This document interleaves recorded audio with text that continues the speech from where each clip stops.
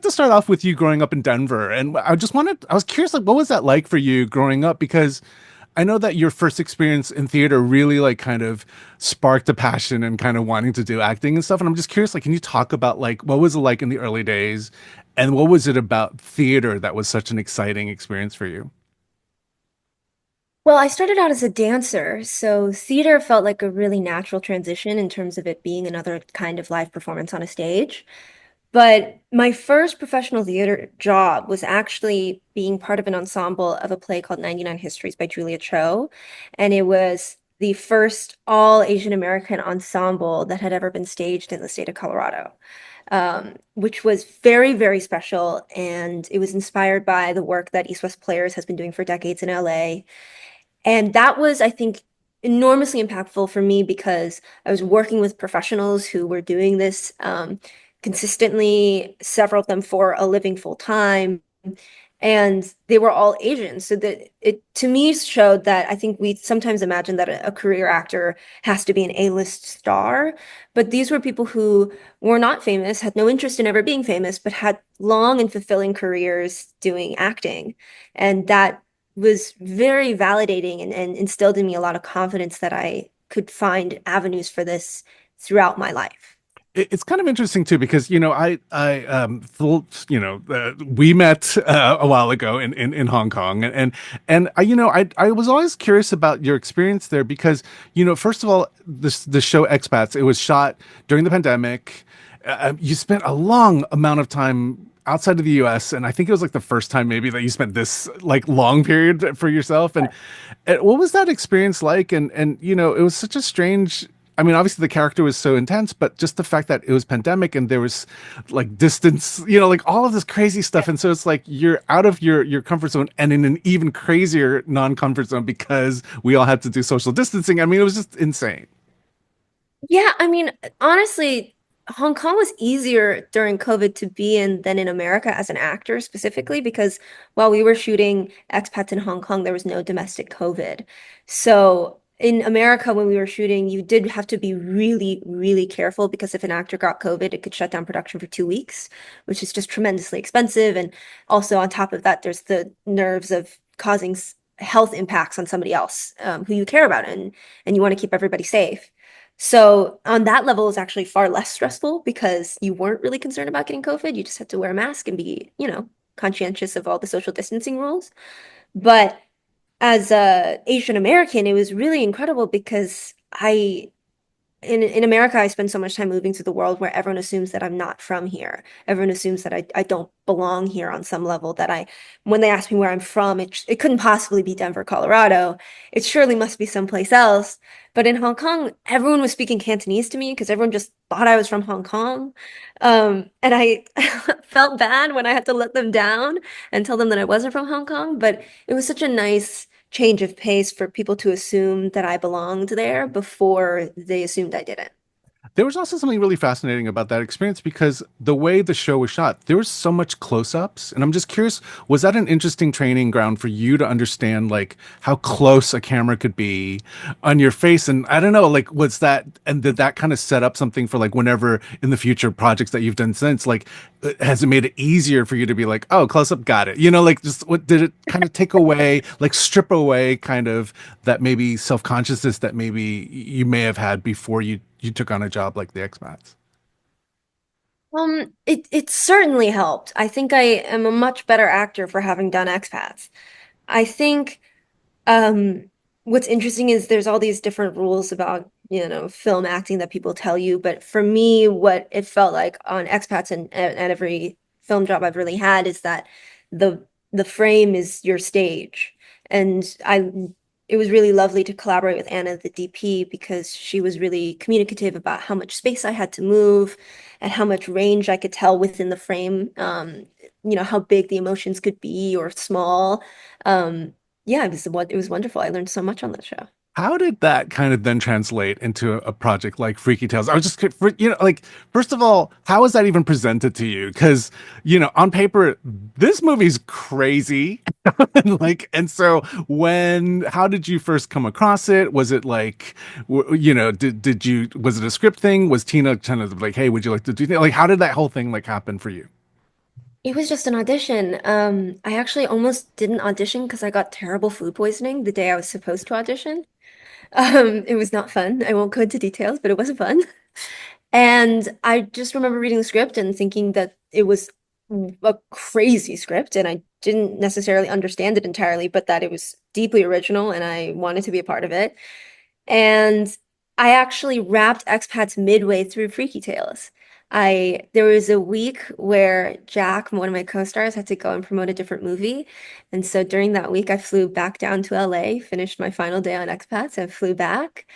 Um, I think the big moving machine of a big budget limited series is very different from rough and tumble indie.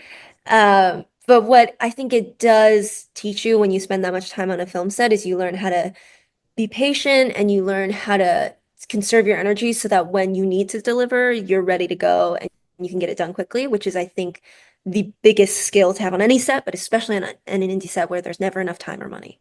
I I feel like your hair needs to be a separate character of its own because it is fabulous.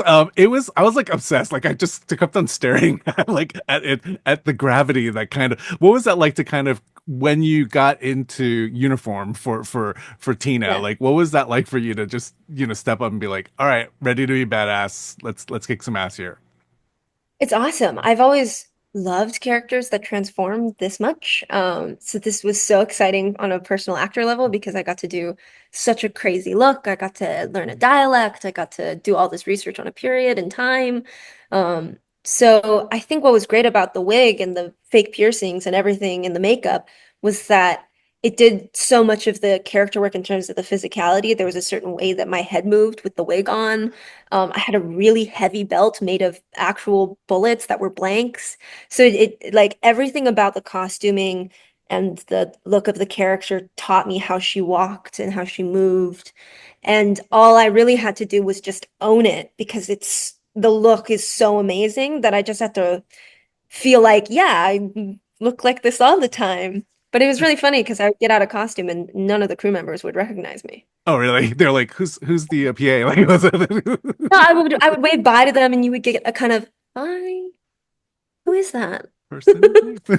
um, You're Asian girl. well, what was it like to kind of also get into your physical? I mean, not that your other characters have not had to deal with physicality, but this was like a more external one. And I was just curious, like, what was that like for you to like train and like, I don't know, like it's almost like a rite of passage for almost any Asian actor to like kind of like get into a martial, like some kind of like fighting film. And I'm just curious, like on your end, like you've kind of now crossed that off of your list as like, all right, did that, moving on to the next thing, I guess. Oh no, I don't consider it crossed off. I feel like I got like a little taste and Oh, I want nice. more. I'm a dancer by training, so I have been doing movement kinds of things since I was about four. So this was really exciting to apply it to a stunt setting. I think having dance, it teaches you how to fall safely and how to make things look really hard without actually hurting yourself or anyone else. So that translated really well. I was lucky that I had years of practice before going into the film. But I just have to give props to Ron Yuan, our action director, who is just a legend and a really sweet guy. And he just threw everything at me and saw what I could handle and then just kept going and really pushed me to see how far I could take it. And now I just want to see how much further I can go. Do I mean, I love the fact that the Gilman Club is something that the director Ryan had such a real impact on him as youth, and so representing this exciting moment in his youth, kind of in your chapter of the film, like what was that like for you to kind of find out more about, like, and what was really fascinating was that it was such a safe space for people, even though it was a punk club and it was so exterior, but like it was a place that welcomed all, and it was such a I don't know if when you were doing research for that, was that interesting for you to kind of come across this punk Yeah, ethos that was so positive at the end of the day too? I think the misconception with punk is that from an external perspective, it can seem very intimidating. It can seem very, in some ways, exclusive, because it is such a distinct lifestyle. But once I started doing a lot more research, pretty much all punk communities are deeply inclusive. They're deeply welcoming. It's part of the ethos to do that. And anyone who kind of deviates from that. I think a lot of communities don't necessarily consider them like part of punk because part of the ethos is to be inclusive. So it was really lovely to learn, and they were so willing to give so much information. So many of the Gilman OGs were just a wealth of knowledge and history and would tell incredible stories and would correct us. Like the chapter was called The Gilman Strikes Back, like the Empire Strikes Back. But everyone who is at Gilman only calls it Gilman. They don't call it the Gilman or like the Gilman Project. It is Gilman, or I think the full name, which is like 924 Gilman Project or something like that. But they were insistent that we only call it Gilman because that's what people call it. So that's why in the beginning we cross it out to be more authentic to the true culture of punk and East Bay punks. This literally is my last question. From a shoot like this, and then obviously you've got another film coming out, which is so physical, like from based on the trailers that I've seen Until Dawn. And I'm just curious, like, what did also your dance kind of training kind of help out with something that is like extreme genre, like a horror film, like on that sense? What did that? Can you talk a little bit about like kind of getting into that mindset where you're so scared all the time, and did your body kind of like freak out like at the end of the day where you're just like, like Um, it is tiring, definitely. I think I trained a bit more f for the screaming so that my voice could handle all the screaming. A lot of the stunts are crazy, but it's a mixture of stunts and also a lot of special effects that are happening. So there is physicality to it, but for me, it felt more important to focus on the emotional side of it. And to unwind, I watched all of Gilmore Girls for the first time on that production. So that was great.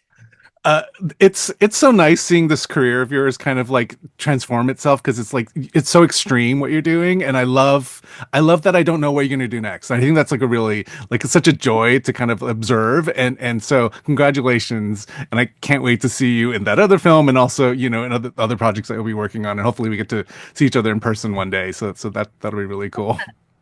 Thanks so much. It's good to see you again.